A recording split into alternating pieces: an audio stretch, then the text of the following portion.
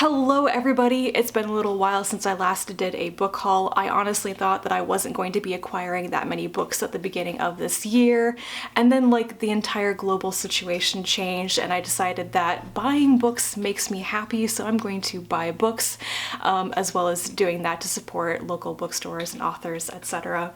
So all the books I'm going to show you today are from some Amazon pre-orders that I actually made last year and the books finally came out.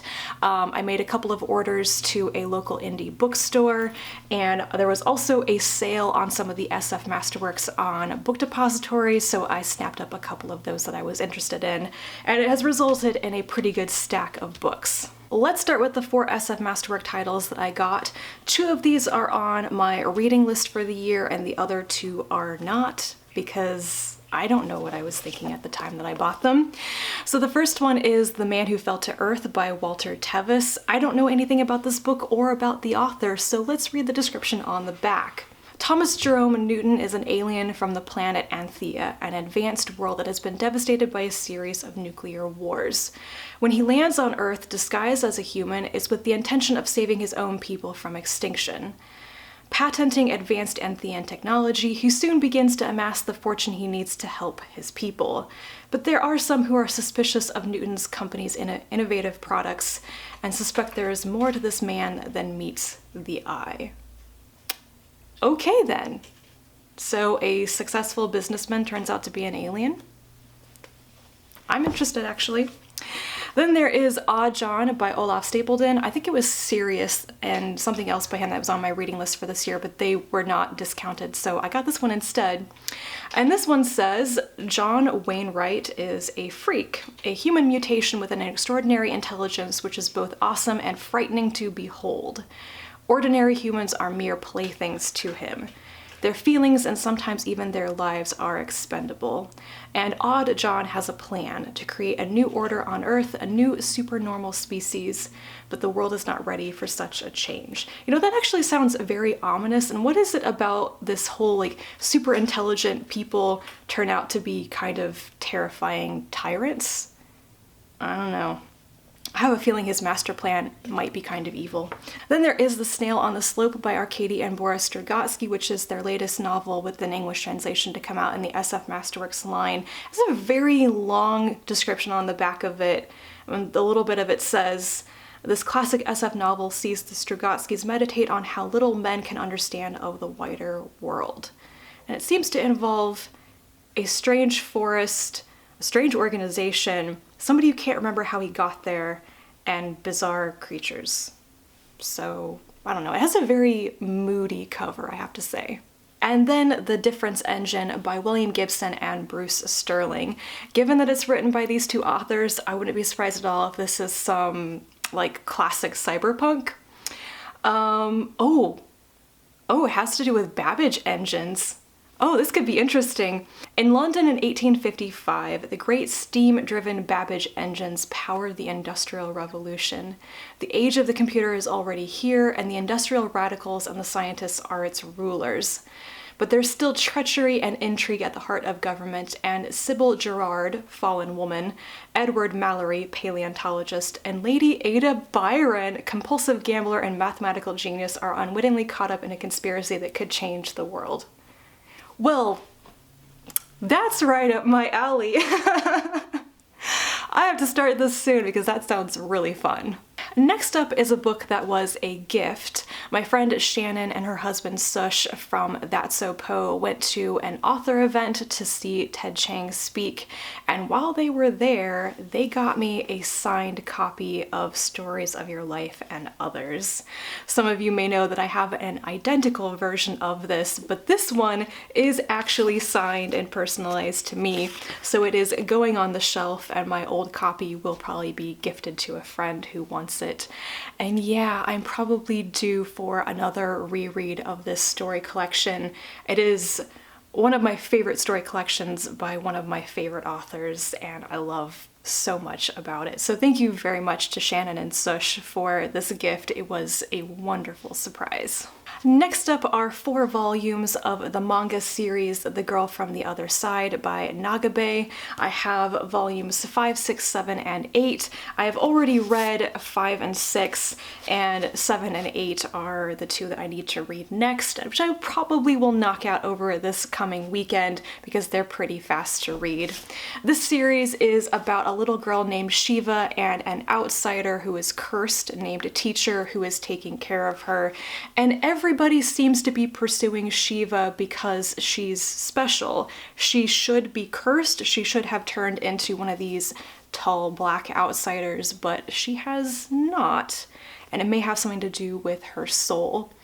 I love the artwork in this. I love the character designs. I love this really cute relationship between Shiva and teacher, and it's just been a real joy to read. Next up is another short story collection. This is All Worlds Are Real by Susan Palwick, and it collects together some of her more recent short stories, I think from the last 5 or 6 years. I have really loved all of the short stories I have read by Susan Palwick in the past couple of years. This collection includes one of my favorites called Ash, which is a lovely story. I describe it as the giving tree for adults. It also has a Remote Presence in it, which is another of her recent stories that I remember vividly, that I enjoyed it a lot.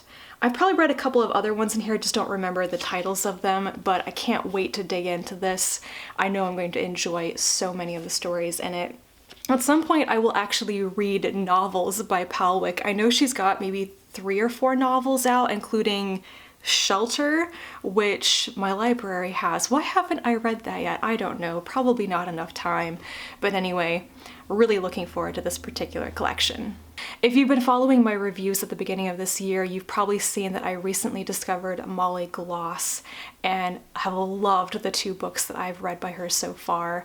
I read her dystopian fantasy novella Outside of the Gates and I loved it, and then I read The Dazzle of Day, which is a science fiction novel about Quakers on a generation ship, and it was so good. And after I finished that, I immediately went out and bought another of her books, which is Wild Life. And then it turned out that this is one of the Tiptree Award, now known as the Otherwise Award winners, and I'm going to be doing a project where I read the winners of that particular award. So it was coincidence, fortuitous, something like that, that I got this and realized it was on my reading list. And this seems like it might be really different from the other 2 books that I've read by her. I'm not actually sure how speculative it is or not. Let's read the description on the back.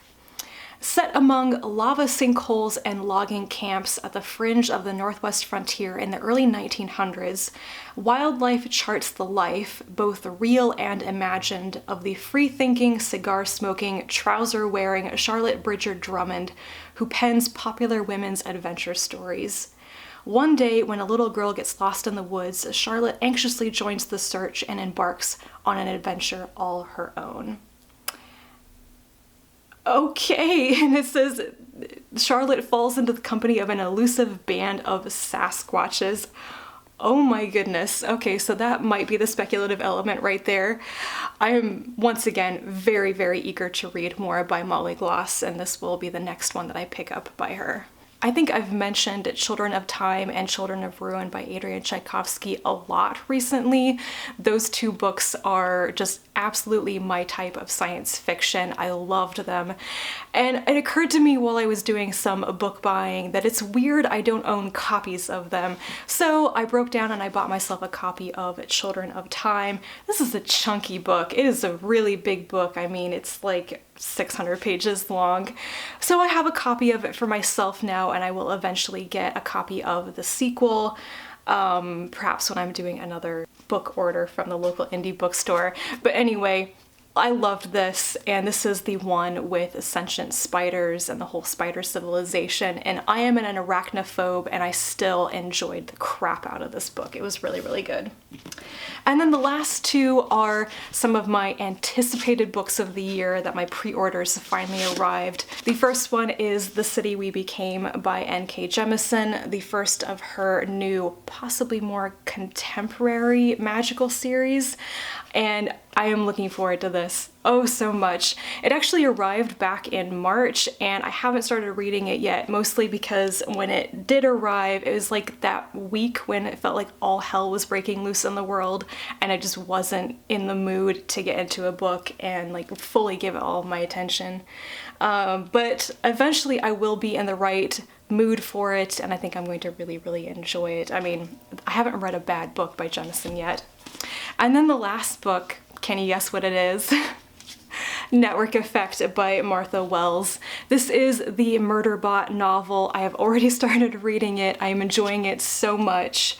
And just, yes, all of the things. Murderbot continuing to provide security for its humans who just really don't pay attention to it enough. Yeah, I am loving this book and I really just want to go read it now. So this is where the video ends because I'm going to stop filming and go back to reading this book now. So let me know if you have read any of these books or if they sound interesting to you. Leave me a comment down below. Have you been buying a lot of books as cheap therapy recently? I know I have, as you can tell from the stack of books that I just showed you. Thank you so much for watching. I'll be back to talk to you again soon, and until then, bye.